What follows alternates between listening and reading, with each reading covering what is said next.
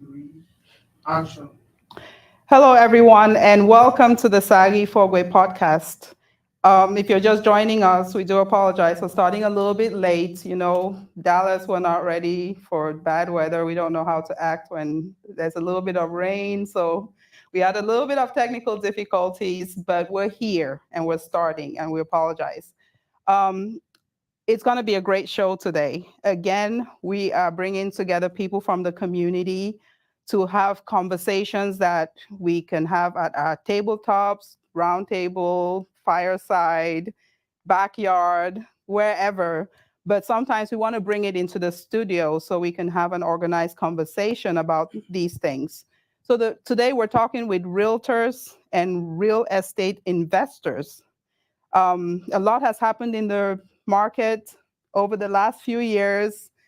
I'm not even up to date, so I brought the experts here so I can learn alongside the viewers. So, welcome. And if you're just joining us, get comfortable, get a notebook, because one of my guests here, she has her notebook, she's ready. Um, get a notebook, get comfortable, share, start sharing. If you're not subscribed yet, go ahead and subscribe.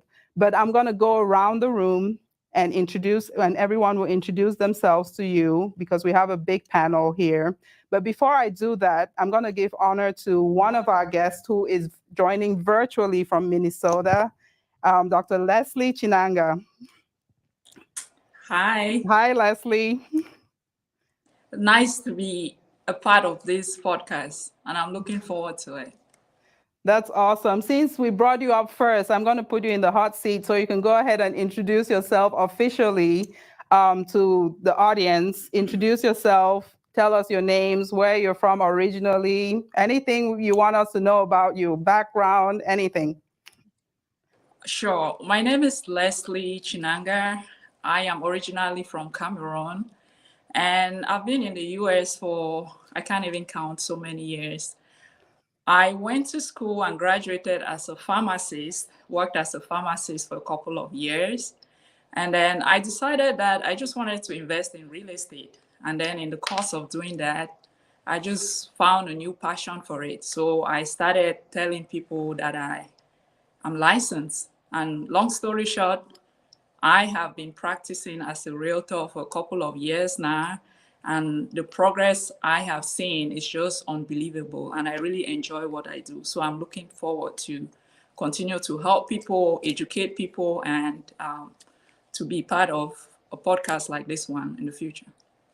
That's awesome. Thank you, thank you, thank you for that introduction. So we're going to go around the room and we'll start with Mr. Paul.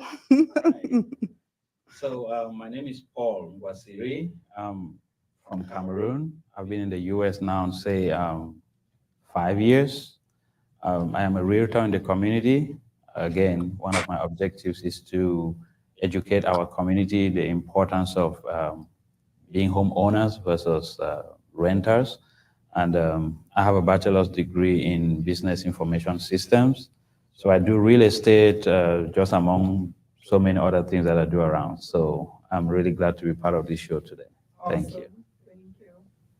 Yes, ma'am. Okay, so my name is Evelyn Nyasa Sophie. I'm a licensed realtor, I'm a life coach, and I'm also a licensed nurse. I've been in the United States for a very long time. I can't even count. However, I have a master's degree in healthcare administration. I moved from Minnesota to Texas like 8 years ago, happily married with 3 beautiful children. I love to travel. My passion is real estate, and I am looking forward to just talking about real estate with my colleagues. So I'm glad to be here. And I want to thank you, Saaghe, for having us here. Awesome. You're welcome. Hello, everybody. My name is Pricilia Tsongwain. I am a pharmacist by profession, and I dabbled into real estate a few years ago. Been in the U.S. for some time. Yes, I've been in the U.S. for some time. I'm a mother of 3 kids. I live in Dallas, in Frisco. I started real estate just because of the passion that I had for it, but more so because I was looking for a way out from the pharmacy area. So that's my shot. But I want to appreciate Saaghe for taking this initiative to bring this information to our community because a lot of us think about it, but we don't take action for one reason or the other. So hopefully this panel here today will give an insight and a little bit of an urge to those of us who are kind of seated on the fence. So thank you again for having me. You're welcome. And you're more of a real estate investor, right? Not a realtor. Yes, I Correct. am. Okay, I just am to a real make estate that investor. Yes, distinction. Okay. correct. All right. Agent Dan. Everyone, I'm Agent Dan. Most of you know me already, but I'll still introduce myself regardless. Husband of one wife. Not one wife. That's a show for another day. Relationship. I just had to throw that out in there. You know, it's been a day. But anyways, married with 3 children, and obviously when I talk, most of the time I say we, because my wife is also a realtor. Professionally, she works as an accountant for a commercial real estate company. So most things that we do together. I do real estate on a full-time basis. Invest a little bit as well, but looking at kicking it into higher gear. And again, I want to thank you, Saaghe, for bringing me here. We talked about this probably, I don't know, 2 or 3 years ago, and it's finally happened. So I'm hoping that this would be quite informative and it will be a beneficial gathering for our community. Thank you all for introducing yourselves. It's really good for for the viewers to know who they're talking to and the background, because there are people out there who think that there are certain things that are beyond them, or you can't do it, or you can't multitask, or you can't have a dual career. I'm here to tell you that I wear thousands of hats. I'm here hosting a podcast that was never in my in my radar, but that's something that I'm doing outside of my comfort zone, and I'm doing it because I believe in the community. I believe in empowering people, uplifting people, inspiring, and that's the purpose of this show, to make sure that our community grows, because we can't continue to think that we can live as islands and just do our own thing without, involving other people. We want to make sure that we're, reaching out to our network, people who do the same thing we do, get a little bit more information so that we can get better at what we do.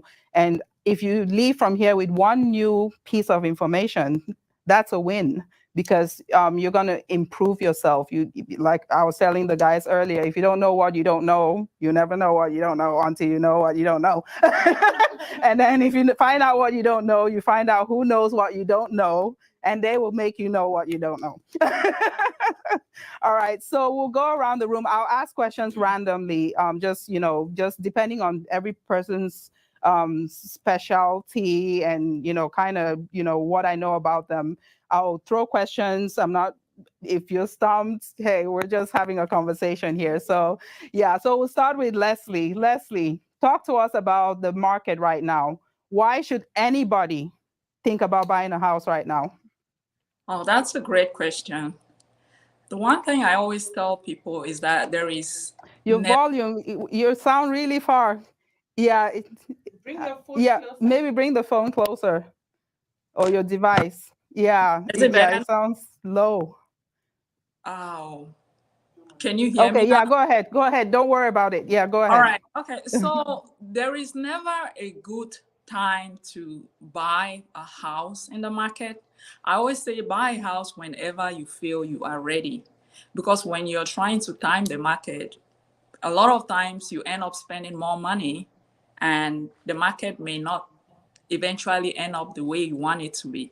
Prices can go up, interest rates can go up. So the advice I give people, I mean, to answer your question, the market right now is very, I'll call it hot. there are so many buyers coming back into the market. They are tired of waiting. It's been over 3 years now and nothing is changing. Prices are going up, interest rate is going up. So, and rents are not going down either. They're not getting cheaper. So you're better off buying your house and building equity in it. I'll give you an example. In Woodbury in Minnesota, just over the last 1 year, property value, it appreciated by over 12%. So if you're trying to wait for interest rates to maybe go down from 7% to 5%, it may be another 2 or 3 years. Can you imagine what the prices would be at that point? So I usually say, if you plan to buy a house to live in it just for about 2 years, maybe, then I won't really push you to buy that house because we don't know what would end up happening. But if you intend to live in it for at least 5 years or so, regardless of whether the market is going up or down, the value would go up eventually. So I encourage everyone who is thinking about buying, don't sweat it. Make the commitment and buy. In a couple of years, you see the rewards and you'll be very proud of what you've accomplished. All right. Thank you for that answer. Anybody else on that? Just to add to that, can you hear me? Just to add to that, Lesley, I remember a quote that you've been singing around Facebook: "Don't buy real estate and wait. Don't wait to buy real estate. Buy real estate." What was it again? Don't buy and wait. Yeah. Okay, yeah. Don't wait to buy and wait. So I like that. So a lot of people are trying to time the market, which doesn't make sense, right? So just buy, and then with time, your value will be going up, just like Lesley said, 12%. Can you imagine? Even if the interest rate was had gone down to 5%, and then you're waiting that the interest rate to go down, and then look at the value. $400,000, 12% increase is a lot of increase. So I'll say, don't wait to buy and wait. Okay. See, we already picked out one thing that we can take on. That's gonna be in my head. I like mnemonics. I like silly things like that. That's how I remembered some of the, the classes back in the day. You sit in an exam, when you hear somebody singing, that's me. Anyways, Agent Dan, what should a buyer start thinking about if they're trying to buy a home? What are the things that they should keep in mind as they're going out, starting to look and all that? I know you do a lot of videos. You talk to us about this. Sometimes it goes over our head, but tell us on the show so that we can come back and watch this video again. Absolutely. So one of the, in the society that we live in this society, it runs on credit. Right. So one of the first things that I always tell people is make sure that your credit score is where it's supposed to be. As a matter of fact, you need to know what your credit is. And if you're looking at, doing any sort of major investment or buying your first house, especially, you want to know what your credit score is. You want to keep monitoring it. And there are free resources like Credit Karma that would, let you know what your score is. Right. So that's one big thing. And then another thing is also ensure that you have proper employment and you are being consistent with your job. So you're not necessarily switching from one industry, especially, to another. And if you have some gaps in your employment, be sure that, you have very good explanations as to why you have those gaps in your employment. So first things first, get your credit in order. Make sure that you're employed. Make sure that you're saving money. That's very important, because a lot of people have pipe dreams and it's not going to become a reality without money. So be sure that you have those three things. And I think, give me a call and we can iron out the rest and get you in your house. All right. Yeah. All right. Let me switch gears over to the investor here, and then I'll go to Mr. Paul. So for investments in real estate, what should people what are the main things that you should be thinking about if you're thinking about even investing into real estate? Because not everybody, well, you might get a property for yourself, but then at the same time, there might be other ventures out there that people want to just first explain to us who a real estate investor is, because I don't even know what that means. Well, thank you for that question. So A real estate investor is somebody who buys property. So it can either be a house or it can be a landed property.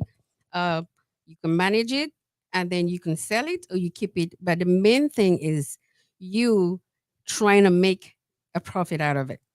Yeah, so that's who a real estate investor is. then you then I you are love not a, nonprofit.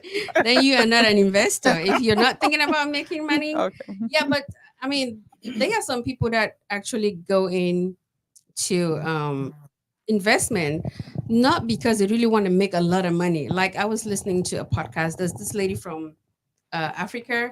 She went into real estate investing just because when she was in Africa, she grew up in a house where she didn't have any beds.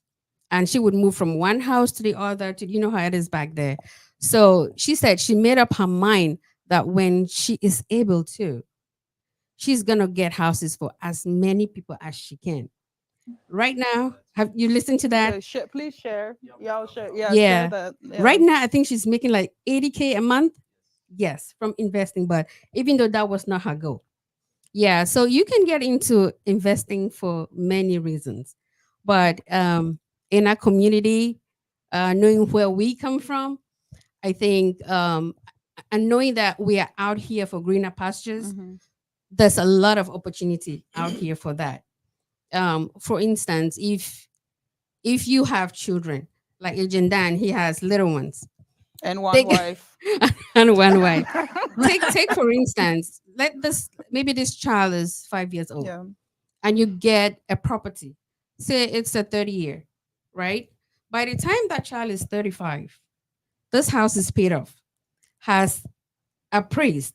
So the value has actually gone way, way high, and in the course of that, he is making money out of it, passive income from it. Mhm. By the time that child is ready to spring and do whatever they want to do, or maybe during that time in college, you can actually get money out of it to support yourself. Mhm. Yeah. So getting into real estate investing is something that I think helps us a lot. And it also gives us the advantage of inflation. It hedges towards inflation. So for instance, you have a house that let me use maybe my own house that I had back in 2012. It was about 230,000. 3 years later, that the price doubled for that house, right? And then you look at the inflation. What was the inflation between that time, that short time, right? Mhm. So, and you look at also if you had that same money in the bank, when you take that money 3 years later or 4 years later, are you going to be able to make that same amount of money? Mhm. No. But there's inflation that has come up on that too. So it gives us that advantage. It's almost like putting the money under your mattress. Yeah, Exactly. yeah. Kind of Mhm. like that. Yeah. Yeah. So if you want to build wealth, that is one of the ways that I think is a go-to for a lot of us that come from back home. Yeah. Knowing too that we have a lot of those responsibilities back there that we need to take care of. And also knowing that we don't have the benefit of those who were born here, they have an edge over us. So you come in, you have to struggle. Yeah, and see how you play your cards really well, make money, passive income for right now, and also save for the future. Yeah. Well, we'll come back to the wealth building part of it because I know, that's a topic on its own. We might need a Right. whole show just for wealth building Right. based on, real estate. But Paul, let me come to you. So, I know people assume that realtors are only there to help you buy a house, right? You also help people sell houses, correct? So if someone is thinking about selling their house, what are the things that they should look at? What are the things that they should keep in mind if they're planning to sell their house? Well, that is a good question, even though I thought AgentDan would have answered. We can defer to him. We can defer. And having I know. Yes. Yeah. Get your joker. You need it. So the reason I said so is because in my close to 3 years in real estate or as a real estate agent, not helped anyone to sell a house. Okay. All right, even though it is in the scope of what You do. I can do or am able to do, right? But I believe that if you want to sell your house, you want to, the first thing you do is to get in contact with a real estate agent who will help you to do a comparative market analysis of the area where your property is in. That way they can guide you on what will be the best price to put your house in the market, right? So I think that's really pretty much what a seller would need. You need to get to a real estate agent that is able to give you a good comparative market analysis and guide you to make a good decision as to what price, so that you should not sell your house below value. Because a realtor who is representing a seller is working in the seller's best interest so they can make the most out of that property. And one of the ways to make the most out of that property is to be able to list that house with a price that will give you the most profit, right? Another thing is you can list your house in the market and it can be there for 3, 4, 5 months. So the price you list it for determines how long it will be in the market, right? So you don't want to put your house in the market and then it stays there forever, because anybody who wants to sell means they need the money, right? So you need to get to a very sound agent who is able to, take you through that process. I think that's really pretty much what So you have to seller will trust need. your agents. You have Yes. to, so, a lot of trust is needed. Relationships are built, because some of, we think as salespeople or marketers, most of the time we just want a quick buck. But we forget that there are relationships that have to be built here. And that's one thing, I've told a lot of people with things that I dabble with, like, I'm probably going to be the poorest of the agents because I take my time. I don't go for the quick buck, because if I was, I would have been a millionaire by now. But it's coming. but all jokes aside, the point is that we want to trust who we're engaging with. That's why I picked a fine group here, because these are people in the community who have been doing a good job with what they're doing. They're engaging with people, they're building relationships, because it doesn't just end with that buy or the sale of the house. You want to follow them through. You want to be there with them all through. And I'll have Lesley talk about that a little bit, and Agent Dan too, and then I'll come to Evelyn because of the wealth management piece. There are a lot of questions here. They're just floating through my head. But Lesley, talk about that relationship with your clients. How important it is. It is very important because real estate is like one of the most expensive things that people will put their money into. So if they come to you, it's because they believe you have something good to offer. They believe you know what you're doing. So we don't want to let that trust. We want them to continue to feel like they made the right decision when they chose us. So either by way of giving them the right advice, educating them, finding them the right resources, the vendors that they need. Whatever they need, we may not have all the information, but the one thing that we as agents do is to make sure we know where to reach out to, that we have the right resources to get that information and bring it back to the client. Client satisfaction is very important, because after that, when you offer good service to them, then the referrals start pouring in. Anybody they come across that needs to buy a house or sell a house is like, oh no, you gotta talk to my agent. So it's a business that we don't want to, we'll obviously make mistakes at some point, but we have to acknowledge it, let the clients know that, yeah, this was an error, and then fix it and learn from it. So those relationships are like the most important things in real estate, because once you burn that, you can go downhill from there. So that is a top priority for us, to make sure that our customers are satisfied, we're giving them the right information, and we're giving them the best service that we can offer. Integrity is very important. Honesty, and you can see through somebody who's not honest in 2 minutes. As a medical professional, I can assess you in 2 minutes and know that you're not telling me the truth. Absolutely. Psychoanalyze you. But the same thing with a client and a realtor. If you're talking to someone and they're being shady, you'll figure it out real quick.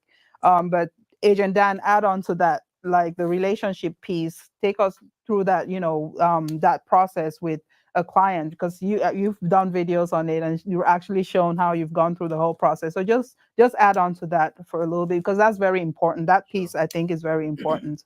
Yeah. Yeah, one of the things I usually say is it's not a transactions business, right? I'm not throwing shade at any realtor out there, that would talk about, hey, I just closed X number of houses this month, or I made X number of dollars, right? But to me, it's more about the people. So it's a people business. I want to be able to, still meet you after the closing and have a relationship with you. And at this point in time, right now, I really don't spend in advertising, because the people that I've done business with are actually doing free advertisement for me. They are referring, friends, uncles, aunties, cousins, and it's actually working. And I'll give you an example. Last week I was in Anna with one of my clients, and he had a walkthrough at his property. He happened to bring a friend of his who is also building. And the friend said, hey, since I signed the contract, I haven't seen the realtor. I've been building now for the past 9 months, and I have not seen the real estate agent. Man, you must be different. I was like, well, I mean, I don't think I'm doing anything extraordinary. I just, felt like I needed to be there for my client, and that's just what I'm doing. But, to him, that meant something else, and he wished, he had me on his side throughout his build process. So I just believe it pays off in other ways. It might not bring you that immediate money, but just building that relationship could also lead to other clients, and it would come back 100-fold some years down the line. Very important. So we'll turn to Evelyn on the wealth management side. So she kind of Prissy kind of alluded to the wealth part of it. Just add on to that. How can people in our community, because like I said, a lot of people are afraid to venture into areas that they're not comfortable with. How can people start getting comfortable with the idea of using real estate as a wealth management or wealth building, opportunity, so that they can start thinking? I mean, we have to get past the thought of just today, Saturday, next week, next year. We have to start thinking about legacy, thinking about leaving something for our kids, and get away from the whole saying, my dad didn't give me anything, so I don't. They can find their way. Find their way. I've heard that before, and I want to shake the people, but we're not going to shake anybody. We're just going to educate in our community. So talk to us about building wealth from real estate. That's a very, very good question, and I'm very passionate about that piece. Let me go back to the selling piece.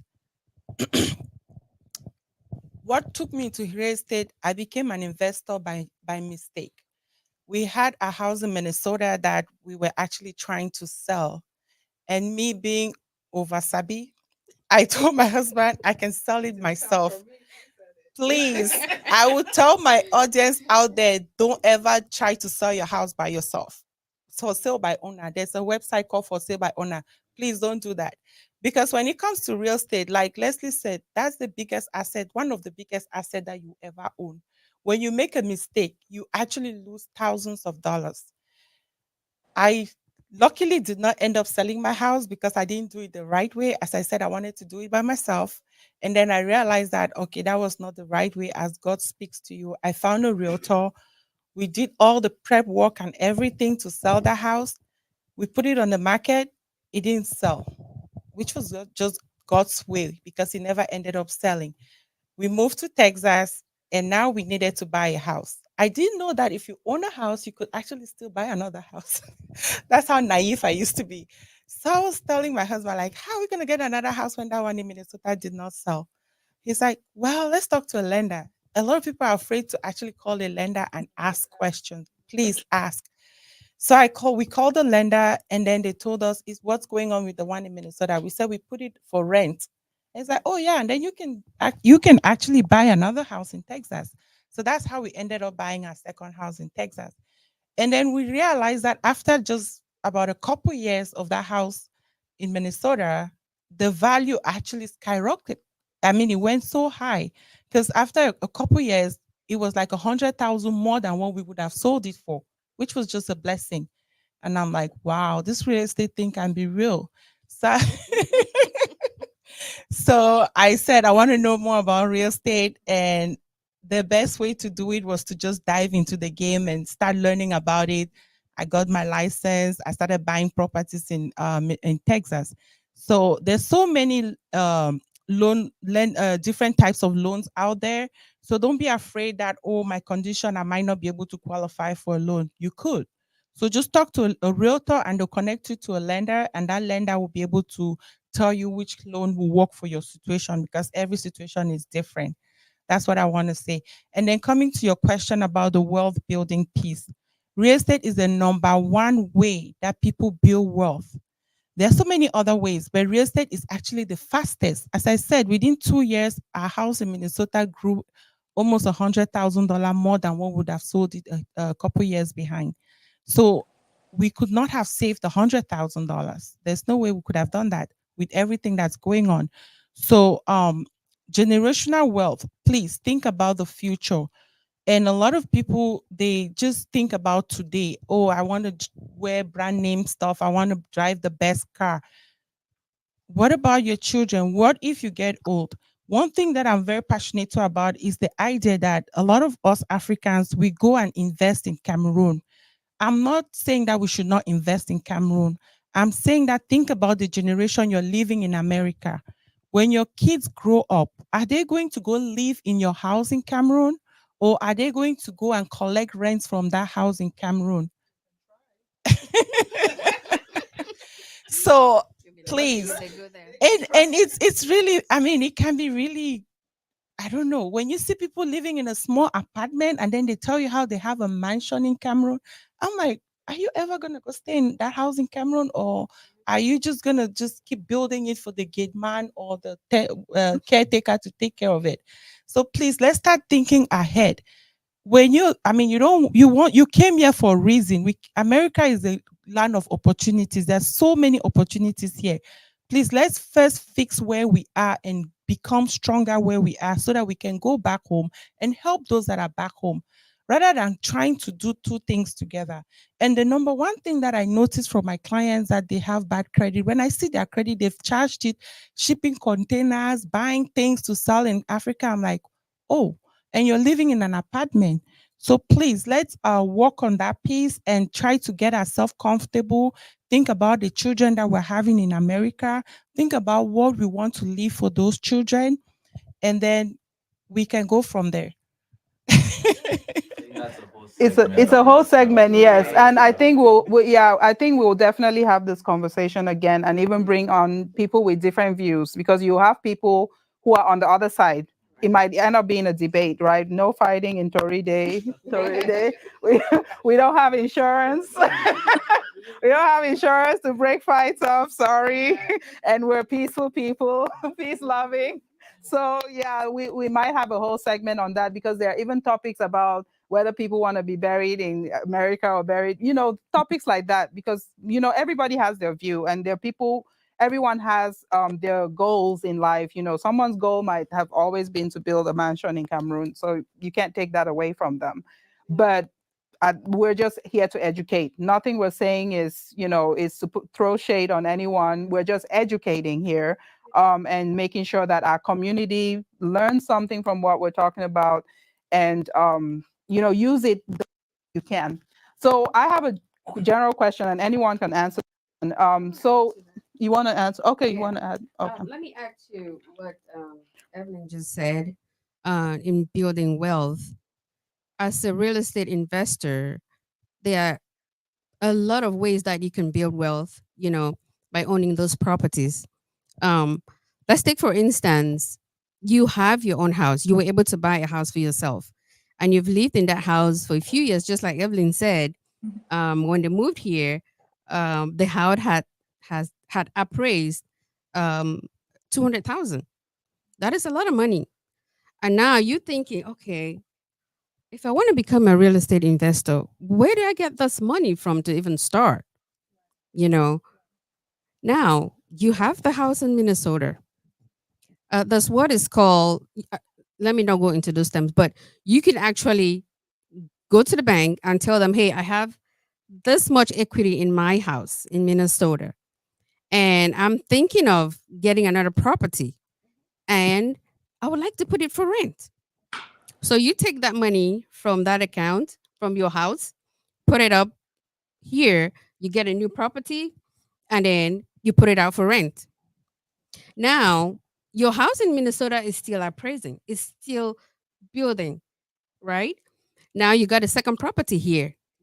And this house is also appraising. It's also, the value is increasing as the years go by.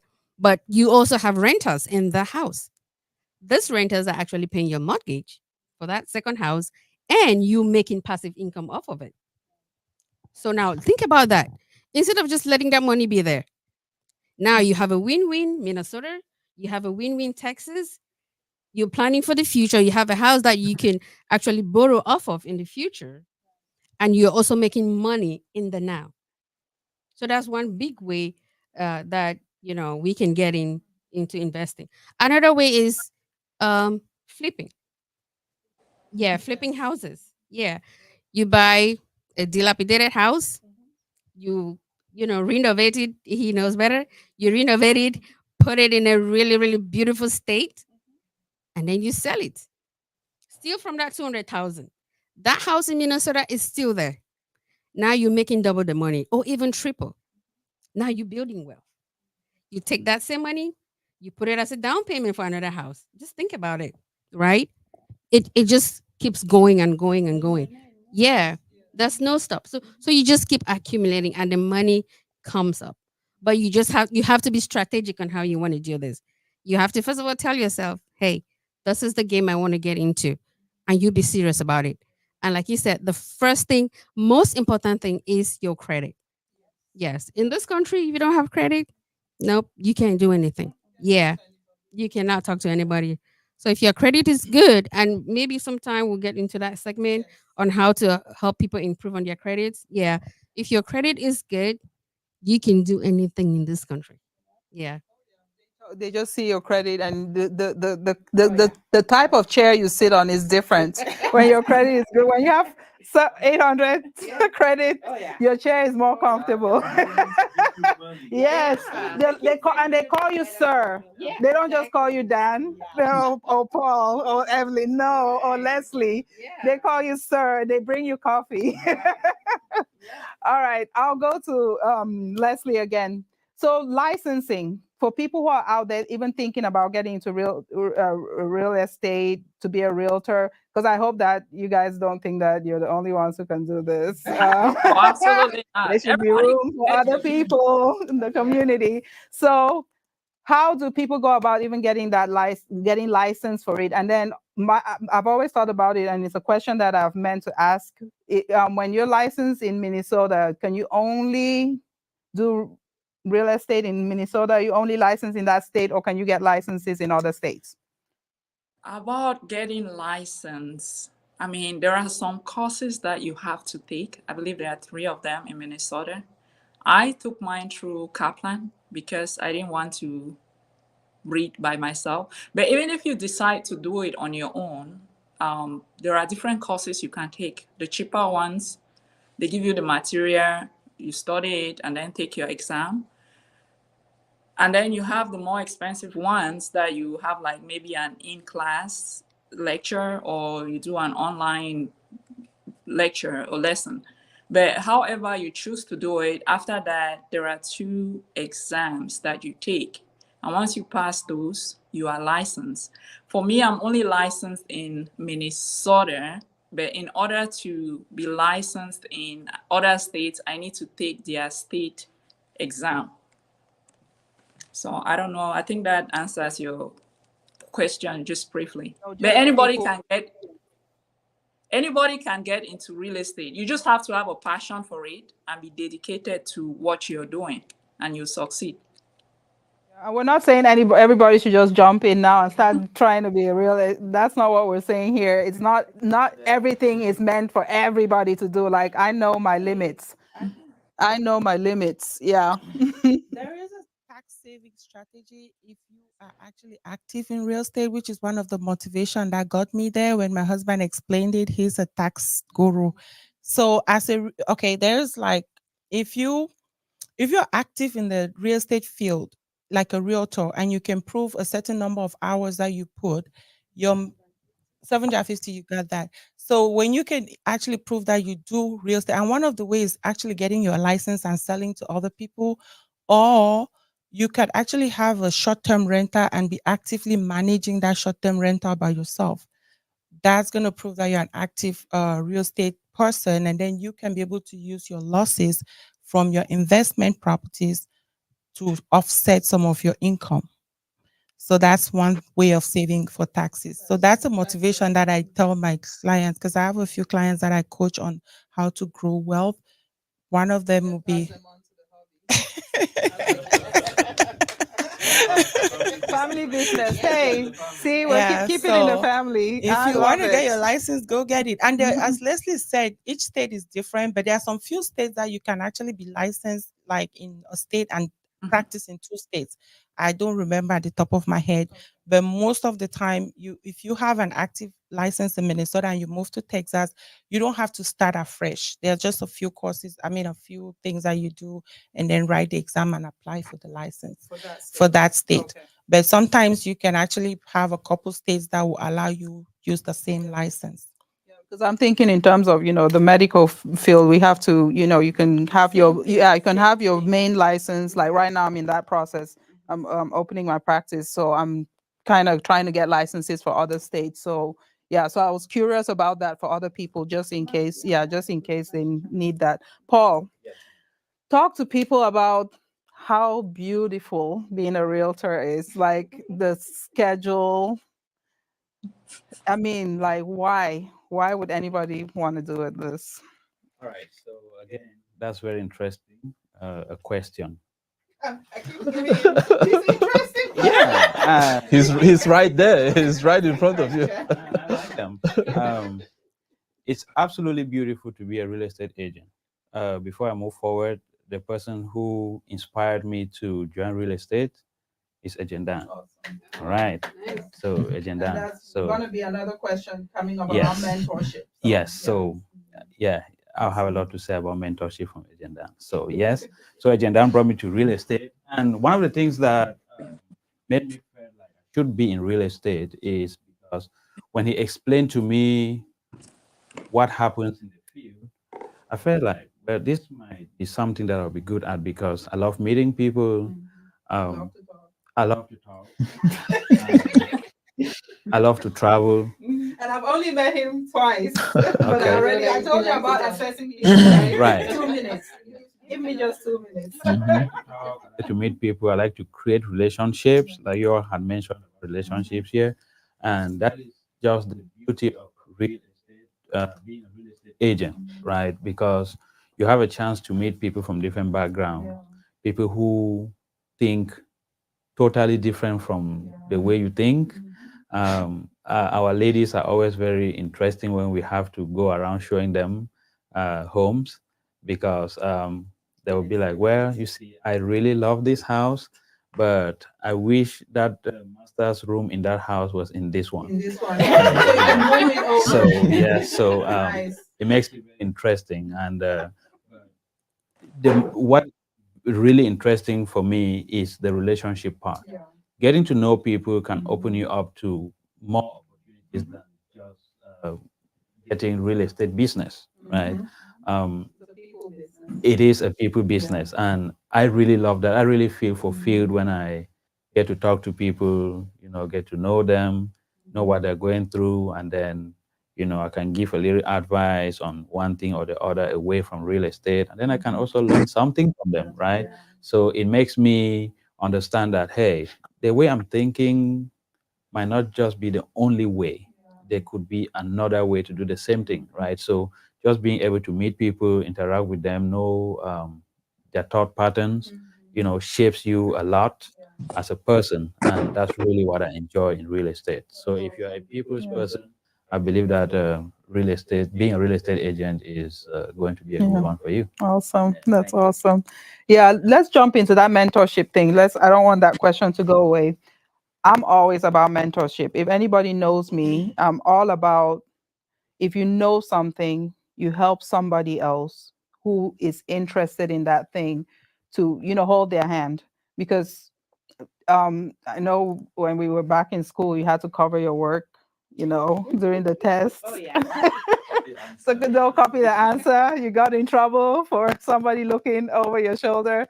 But this is the one time that we have to be an open book, because we've had so many things, like in the nursing field. You hear people talk about nurses eating their young when you have to precept somebody and you chew them out, or you want to grind them so that to make sure if they're really meant for this, they will last. But we don't want that. We in our community, we are trying to. One thing that we're trying to do, my producer, I know we're in line with that thought process, is to make our community stronger, to make us learn how to work together, to help each other grow, not step on each other, not wait till when somebody's down, you really make sure they're down. You make sure they're down, and then talk about them eating at you or drinking it somewhere. We don't want that. We want to mentor each other. And we've already seen an example here. Dan mentored Paul, and we're here to, and I did not even, it just happened, and they're here together and we're having this conversation. I love it. So Dan, talk to us about mentorship, how important it is in our community, and why is it important right now for us to start thinking about the next generation? How can we incorporate the teens to start already thinking about real estate? Sure. So I have to say personally, I have an abundance mindset. All right. When I started real estate, I had some people like big brothers, some in town, some out of town, like, hey man, I see you doing this thing. I know you're mostly focused in your Cameroonian community. Do you think that this thing is going to last? I'm like, yep, it's going to last, and I'm going to prove to you that it's going to last, right? And then when Paul, I mean, Paul is my person. He lived with me. He, got into real estate as well, and we know for the most part the same group of people, right? And when they found out I was mentoring him, the question was, hey, do you think he's going to get some customers from you or some clients from you? And I'm like, nope, I'm not worried about that. I drive down the street, I see a CVS on one side of the street, I see a Walgreens on the other, and both of them are, they're in business, and they've been in business for more than 100 years, right? So it doesn't bother me. Mine is mine, Paul's going to be his, and there are a few others around town that I've mentored, and we are all, making it happen in real estate. So personally, I'm one for, if you know the way, show somebody else the way, right? If you're climbing, you have to lift up the next person as you're climbing. Because together we are definitely going to build a more robust community, and we are going to go further in anything we want to do. Now, that's on mentorship. I think it's important. As far as the next generation, I would like to say it's really more incumbent on parents to play that role than on anybody else. It's not something that we necessarily learn in school. Personal finance, entrepreneurship, not so much. The actual practicality of it is not something that is really, really learned in schools. So, my kids are young. They get to see me, how much grind I put in to be able to do the things I need to do. Sometimes, after swim lessons, we have to go show a house. You're coming with me. We're going to go look at that house, right? If I have to clean up the Airbnb, you are right there with me. You might not be able to help as much, but you see the importance of work. You're not seeing the money directly, but you are seeing the sweat. So it's important for you to know that you have to get your hands dirty. Sometimes you have to sweat. It's not just going to get given to you. You have to work for it. So I think the call is for parents really to take that responsibility and be able to teach the next generation. Um, I know I'm talking a little bit too much, but let me end with this. It's not uncommon for the first generation, us who come in, having that great work ethic and actually working hard, working in the snow, going to school because we do not have a car. And then now our children are coming up and we want them to have the best in life, right? So we make sure that by the time they get to high school, they have a car. They don't really have to work the minimum wage job to. I'm not saying that you should make your children suffer necessarily, but there has to be some sort of work ethic instilled in them. There is some suffering or there's some work, and then there is the reward. It's not just free. You have to be able to commit yourself to something, even be ready to defer satisfaction, and then with time, you're going to get the thing that you want. That's it for me. Thank you. Anyone else to add on that? On the Mentorship. yeah, mentorship the piece. mentorship Okay. part of it. So as AgentDan rightly touched, let's look at mentorship not only in real estate but in everything else that we do in our community, right? So, but we'll be talking about real estate, but anyone listening out there should put it in whatever they are doing. So one of the reasons why people don't want to mentor others is because they feel like they can suppress them or take business away from them, and that is why people want to keep information to themselves. But AgentDan, as far as I am concerned, is totally different because he has always told me the sea is big, so he cannot catch all the fish. So Even go if fish. you can't eat all the fish. Yeah, You can't. Yeah. he has brought opportunities to me that I was not aware of. Hey, there's this Realtor launch in this place. Send me all the details. But everything being equal, he will just make sure that he keeps that information to himself and then go get all the information and then get all the promo information and then sends to his own clients. And then all the traffic goes towards him, right? But he will make sure that he informs me. If there's some news article he sees, he quickly takes a screenshot, sends to me. He wants to make sure that I am updated with what is going on in the market. Even when I am not around, he can take my client around. So if I have a client and they need to see a house and I'm not around, he takes the client around. But that is something that is very uncommon in our community. And I'm saying this to appreciate him and to also encourage everyone out there. Your success is only reflected on how many people you have helped to succeed, not on you alone, right? So you will never say you're succeeded if nobody is smiling because of you. When you ask the question about what sellers should do, and I said I thought AgentDan would answer that question, is because when I bought my own property, I had listed that property for sale, and then turn around and be like, well, when I spoke with my wife, she was like, I think we should try to buy that house and see if we qualify.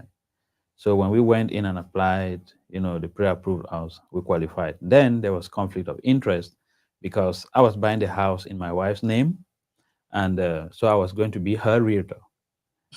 So yes, so then I cannot be the listing. I cannot list the house. I cannot represent the seller and represent the buyer at the same But you time. can sell to a family member.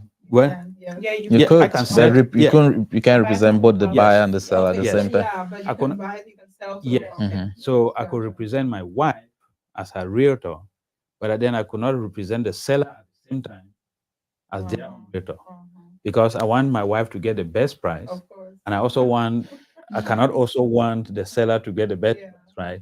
So, but AgentDan stepped in real quick, and I had to pass over the listing part of the deal to him, and he did that for me for free. Which, he did that to me for free, and that's something that you will not commonly see with anyone. So, if I am succeeding in real estate today, all my foundation is AgentDan.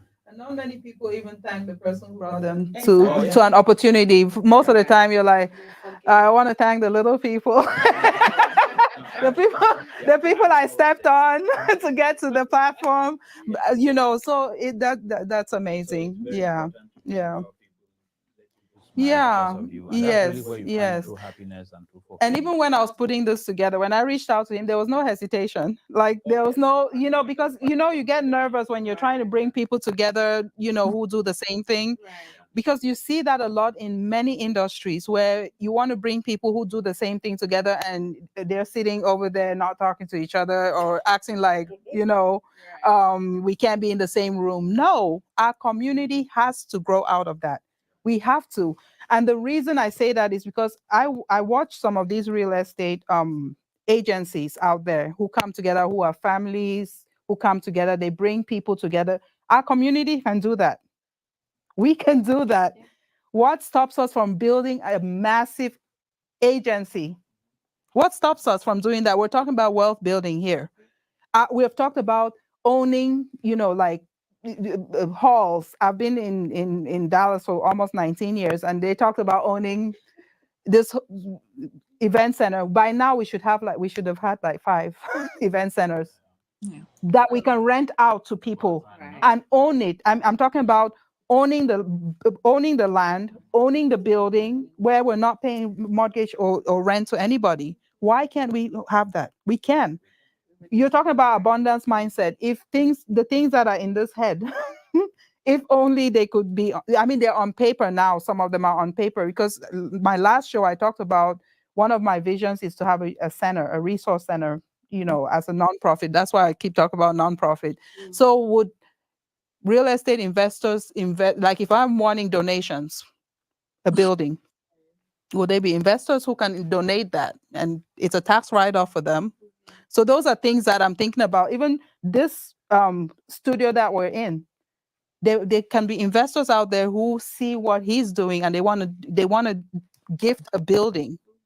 Those are things that we can talk about in our community, because what stops us from, instead of being employees, owning, like I'm a nurse practitioner, clocking in, clocking out, clocking in, clocking out for somebody else, or own the clinic or own the hospital. What stops us from that? That's still real estate there. You're owning that property. We're talking about wealth building here. These are just ideas that I'm throwing out, that we should start thinking that way and stop saying that we're from a small country. We're from I mean, what are the things we say to shrink ourselves and start? We think small. So I'm trying to throw these things out so we can start thinking about the ways that we can collaborate. Lesley, let's not leave you. You've been hanging for too long without, I know it's difficult because we're in the studio. Talk about collaboration. How have you used collaboration as a real estate or a realtor with other people? How do you reach out resources with other realtors? How has that worked for you? All right, so I want to first of all start by talking a little about mentorship. I am a big testimony of that.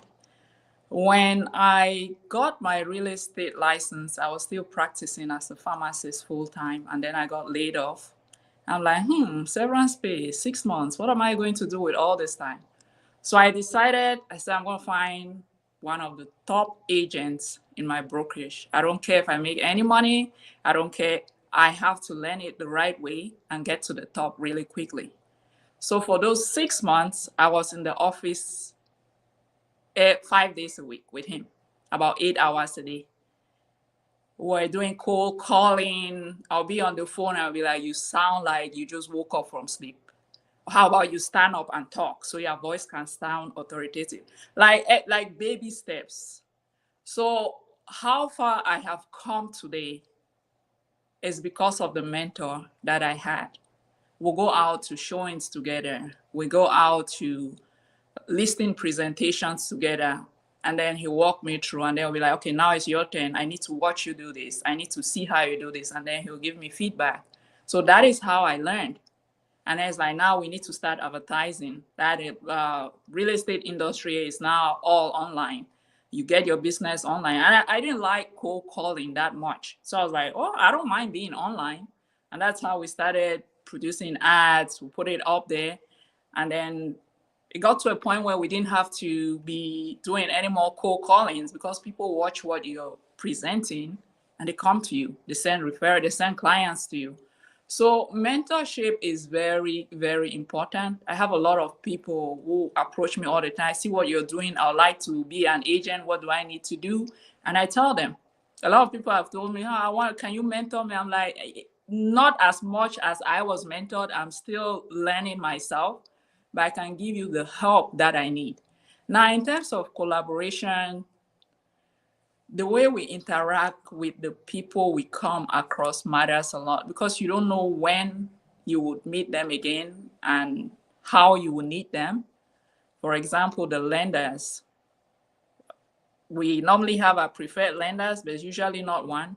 Based on the client, we can feel like, okay, your personality goes well with this person or with this lender, or maybe this lender has what you need. So when we're building those relationships, we can easily refer our clients to the people that they need to talk to.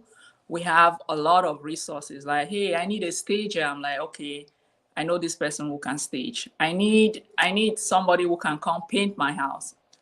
I need somebody who can deep clean, who can help me declutter, all those things. So we have all those resources. We try to be like a one-stop for our clients. And if we are not able to give them that information, at least we know people who have the information and we can reach out to them. So it's very important that we collaborate. Sometimes you show a house, you like, you put in an offer, and then you're clashing with maybe the listing agent, or they have an attitude, or I'm like, no, this is not necessary. Now, today I need you, tomorrow you may need my own. So we need to find ways to do what is best for our clients. So I know everybody has already said it's a relationship business.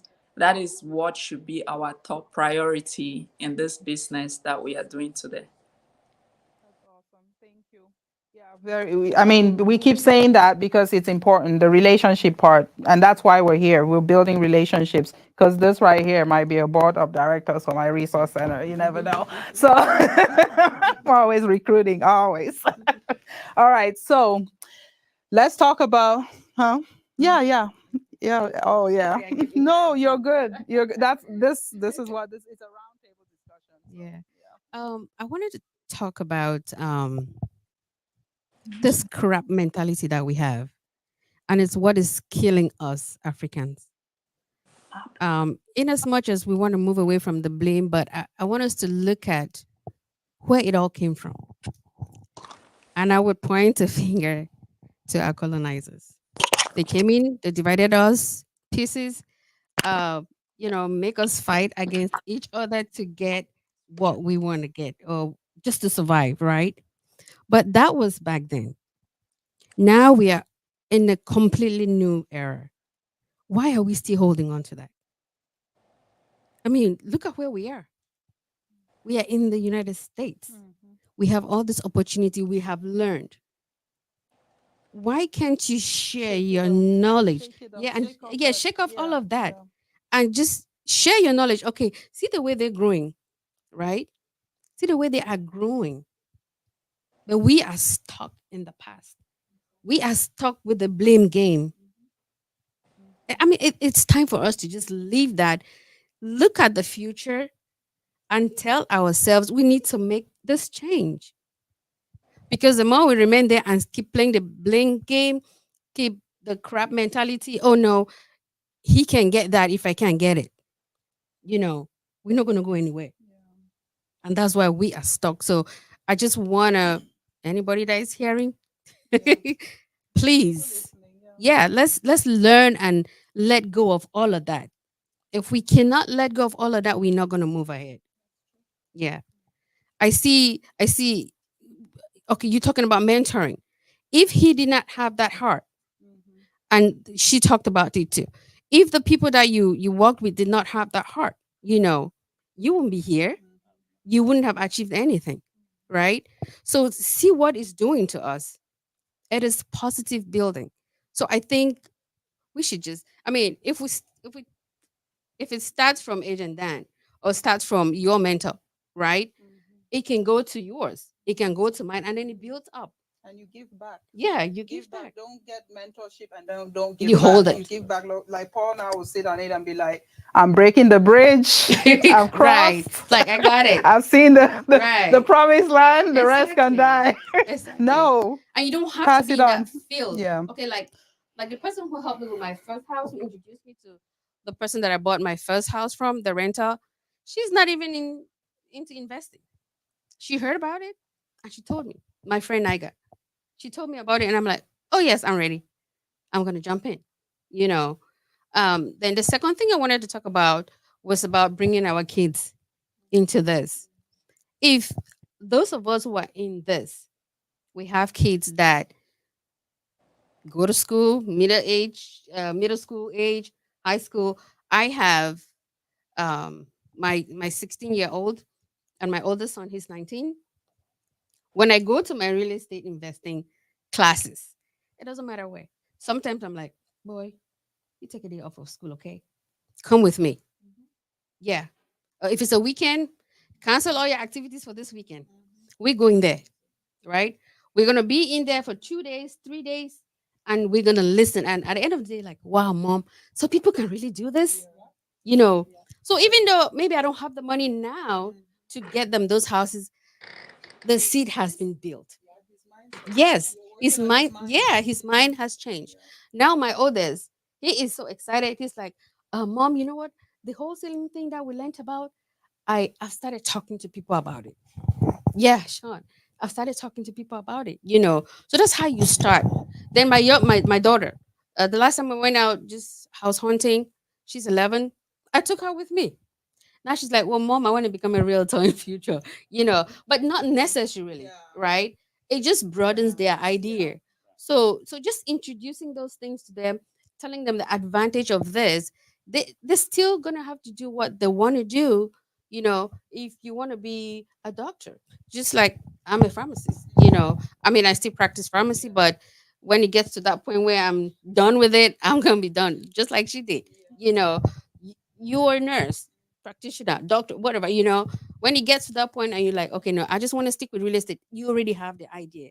So they're going to do what they want to do, but give them that extra, you know, something that they can fall back on or they can expand to. So yeah, that's just what I wanted to add to it. Mhm.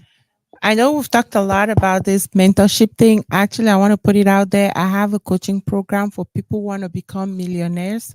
It's called Grow Wealth Easy. I mean, I'm so passionate about this. I'm not going to take too much time, but there's so many things that I've learned in this real estate world that I just wish I knew when I just came to this country. And we've been in this country for a long time. Me, I'm going to be clocking 20 in a little bit. But I was like, wow, I can imagine what I would have done if I'd known all of this when I just got here. So I have some few clients that I already started coaching. Two of them are already buying their second homes right now. And I am so passionate about it. I will share every little bit that I know. There's so many investment strategies. I know we've talked a little bit about some, but there's thousands of investment strategies. You touched a little about wholesaling, short sale, um, flipping. There's so many. So if you want to know a little bit about that or a lot about that, please reach out to me. I will help you out. Contact Mhm. because we cannot end the show without that. We'll share. Everybody will send me something that you want me to put on under the video. That way people can reach out with questions. I know there'll be questions later, that way people know how to to get in contact and get more information. And we'll have another show. We definitely will have another show on wealth building, because everybody here thought they didn't have much to say. Like, what am I going to talk about? It's already been an hour. Yeah, yeah. So I don't want us to drag this out, but I did have a couple of questions that were burning. They're going away from me right now, but let's go around. Let's just go around now. I'll go through everybody. Just one pearl that you want to leave the community with, one thing that you don't want us to leave the show without the community hearing your voice about. We've talked about a lot of things, but just one thing, if they can take away one thing from you that will help them in terms of understanding real estate, whether joining as a realtor or being a buyer or being a seller or being an investor, because I'm thinking now I'm going to join this one on the side, or getting buildings and land this way for my nonprofit. All right, so let's start with Lesley. Lesley, we'll start with you because next time you have to fly into Dallas so we can do this in person. Absolutely. The one thing that I want to, and I noticed that in this real estate business, a lot of people can afford houses. They can afford to invest, but they don't have the knowledge. And even though they know the people to reach out to, they are afraid to do that. I always say, you talk to an agent, it's free. You talk to a lender, it's free. I'm sure many investors will gladly share their secrets with you. Why are you not approaching these people and asking questions? Or even if they come to you and ask questions, you give them the answer, maybe because of privacy or something that they don't want to share, they don't tell. I said, we've heard everything in this business, everything. You may as well put yours out there. We are bound by confidentiality. We don't go out and share your information, but at least we'll help you. It may be a situation that we've encountered before.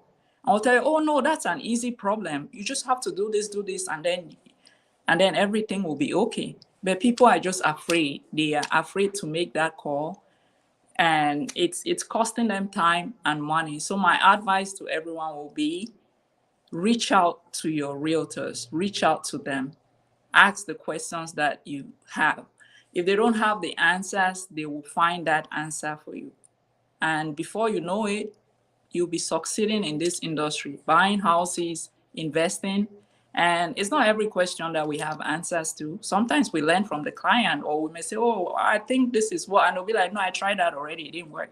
Then we go out and look for a solution, and now we all know.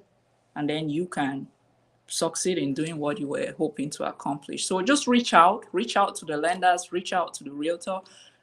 They are not charging you for that. So do reach out to them and have your questions answered. Thank you. That's very important. And again, it goes back to that trust factor. We talked about building trust because our community is so negative sometimes that when you share something, people spread the information in a negative way. But if you build trust in your community, and which is what we're trying to do, and because of maybe a past experience, they'll bring it onto the real estate thing because they're afraid to share. We experienced that in the medical field. I had a medical panel here last time, and that was one of the things that we talked about, saying that people didn't want to come, like from our community, don't want to come to us as medical professionals because they're afraid to share their medical condition, because you go, when you're sitting somewhere in the party, you start pointing at them like, see that wine he dance way. Wait, they so way. But we're not like that, not all of us are like that. Even, but we're laughing about it, but we have to make, we're professionals. People forget that we're bound. I don't want to lose my license. I work hard for my license. So I don't want to go sit somewhere and lose it over being foolish, So that's something that we need to build, and trust your community. Instead of, instead of going to somebody outside of your community, come to somebody who will understand your situation, who will be able to advise you, like you said, on certain things that might help you get that house, otherwise, which you wouldn't have gotten. Agent Dan. Pearls. Last pearls. Oh, I would say probably 9 years ago, my wife and I went to Europe. We visited a few cities in Europe, and the one thing that I noticed is, even here in America, you don't even need to go that far. If you look at, for instance, like the Jewish community, right? Most of them tend to spend within their community. They help support one another. It's not uncommon to see somebody, drive 2 blocks to go buy from their fellow Jew. lived in Minnesota, you'd see the Somali people. They have their the Somali center, right? And the Somali mall. They tend to shop among themselves. They tend to support each other. My greatest desire is that someday, you would maybe drive down Pioneer or Arkansas and would have our own African market, whatever you want to call it, right? And right there, you would have a bank, you have a African dentist. Toride will be right there, neon lights, very bright. That's really how we get to impact the community, and it's not just for our own self-aggrandizement. It's also for power, right? We would have political power if we are able to stick together as a people. So that's really something I would like for us to, be able to continuously work towards. And that, starts from having conversations like this. And like Lesley mentioned, there is hardly anything that we haven't seen. So yours is not unique, right? Feel free, reach out, share. We as realtors, our advice is for free. It's a sales-based business, it's commission-based. So until we are able to help you and deliver, we're not going to get paid. And it's in our best interest to be able to help you and bring some value to you. So do not worry, there is no charge. Call us, call lenders. We'll be able to direct you. And the final word is you are more ready than you know. Sometimes, you might be holding yourself back and saying, hey, I don't think I'm able to buy a house. I don't think I'm, I don't have the down payment. Right, but with the right knowledge, there are gift funds, there are other things you can do to be able to prepare yourself. So call the experts, and we are the experts. Yep. Before I go to Paul, that mindset of us not wanting to the scarcity mindset also comes from, we can also, apart from our oppressors, or what was it, colonizers, our parents growing up too. Sometimes you're used to hearing, no, we don't have money, this, and then I'm a pastor's kid. He's watching, so he knows I was watching. So you're in church, you hear that there's humility in being poor, so you grow up with that mindset. So even when my dad's trying to he's watching. so so when he's trying to get a new tablet and stuff like that, so I ask him, like, what happened to that mindset? I'm a PK guy, so I grew up in the church, I grew up in that scarcity mindset, but I'm shaking off those shackles. Because the question I ask is, okay, so if we're poor in the church, so how do we get our tithes? How do we tithe? We have to build wealth. So that's why we're able to freely, all of us here are children of God, and we're talking about wealth building. We're not doing anything sinful. We're doing it because we want to make ourselves better, and because we need those resources to give back to, to the community, and to give back to the church and build the church. All right, I'm done preaching. Pastor's child. Paul. Yes. If you didn't say the pastor's child, I would suspect you are one. Because, yeah. So I am very passionate about relationships, and I know a lot of people are watching us out there. They might have been inspired by what has been said here so far. They're looking forward to getting into not only real estate, but maybe other businesses that serve the community. But one thing I want to leave out there is that you don't have to be in that business to start creating those relationships. You actually have to making and keeping relationships a part of you. That's all what humanity is all about. I want to tell you guys a little story. I used to live in Thailand. I lived in Thailand for 6 years before I moved. Thailand, the country. Yes. Okay. Before I moved here. So I had a friend I met in Thailand.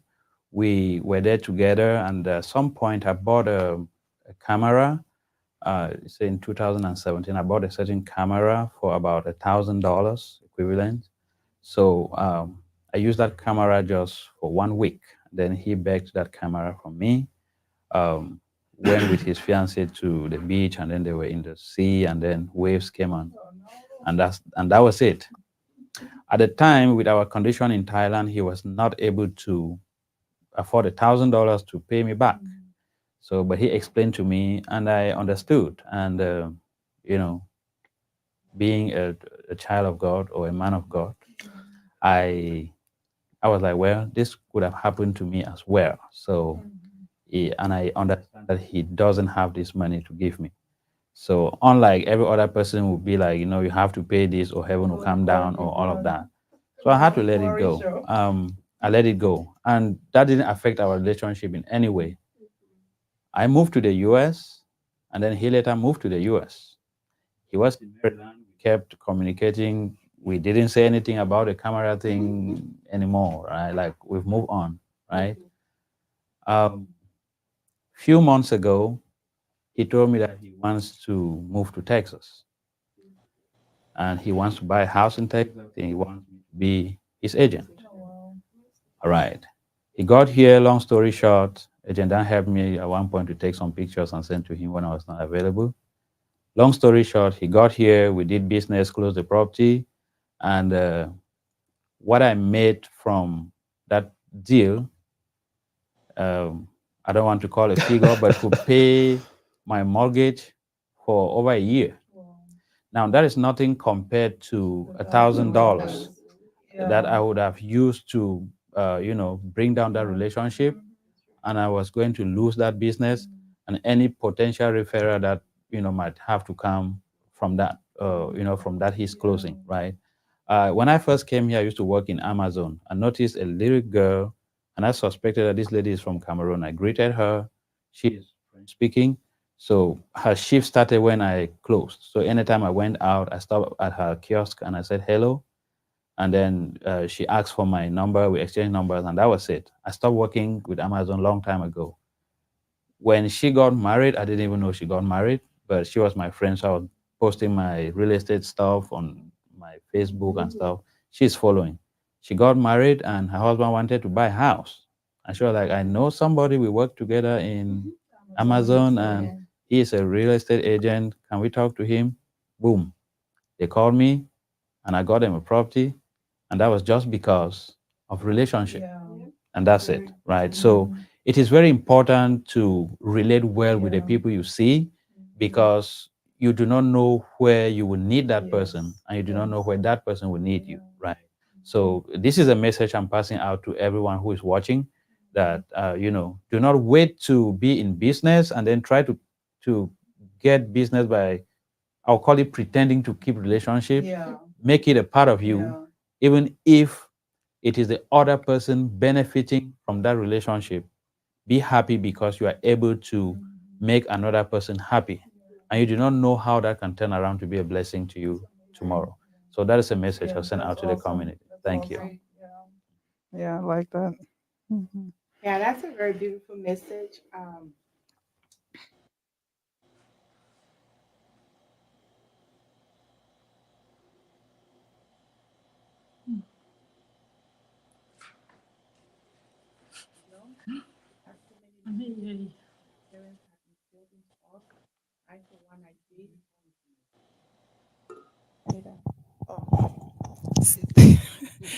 Okay, so I was just gonna say that my one thing that I want the audience to take away today is the abundance mindset.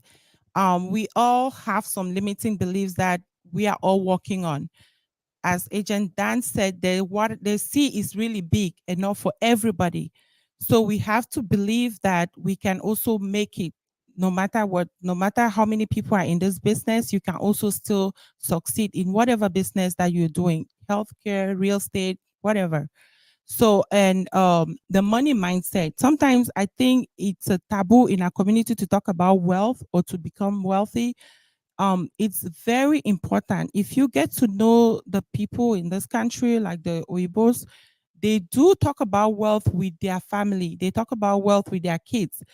Wealth is a very common topic. Teach your children about building wealth and don't limit them in any way. You can become anything you want to become. So work on your mindset, work on your limiting beliefs, and know that there's abundance for everyone. All right. Thank you, everybody. Um, so I'm gonna leave everybody with real estate investing. If you think you really want to make it here, I mean, I'm not saying that there's no other businesses are not good, but I think it's a sure way to go. And there are different routes that you can take. Yeah, there are many different opportunities in real estate investing that you can take. And some of them come really easy. Some of them you don't have to sweat to put in a lot of money. So you can start small and then you grow.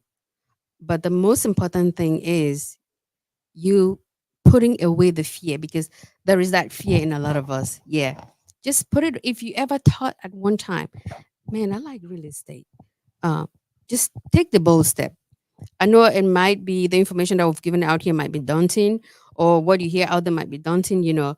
Um, you've heard from many of us here. If you want to reach out to any of us, if you can't, if you're one of those who don't want to share your information, hey, go to YouTube. There's a lot of, I mean, I learned from that.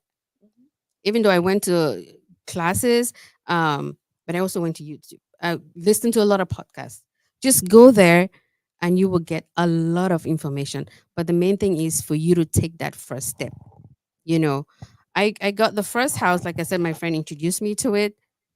Honestly, I did not know much about it.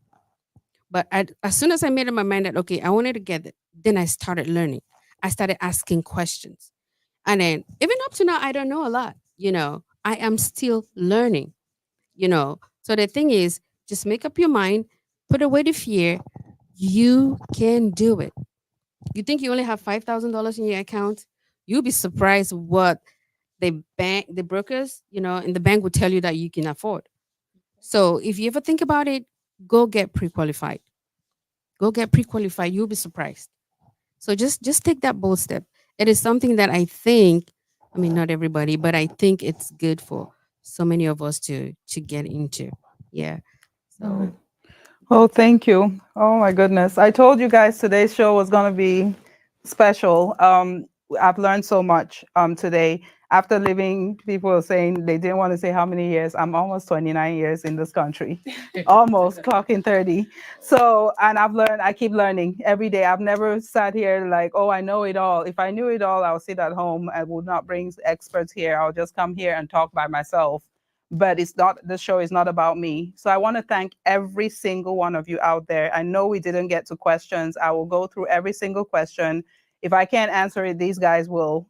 And I'll share their contact with you guys so that you can reach out to them. They're the experts. Feel free. Leslie, I thank you so much for spending time with us virtually. Next time, like I said, we're chipping in and we'll get your ticket to come to Dallas so we can treat you and we can be in studio together. And then, so I want to thank everyone. Thank my producer, Toride, for his dedication. He's not getting a dime today, but, we're doing what we're doing for the community. And we just putting it out there, we're going to start having some merch. So y'all need to support Toride. We have hats, t-shirts, stuff. We'll have a store very soon. So be looking out for that. That's how you can support the studio, because Toride TV is growing. Thank you all for watching. I can go on and on. I'm a teacher's daughter and a pastor's child. So I keep talking. Until next time, bye. bye.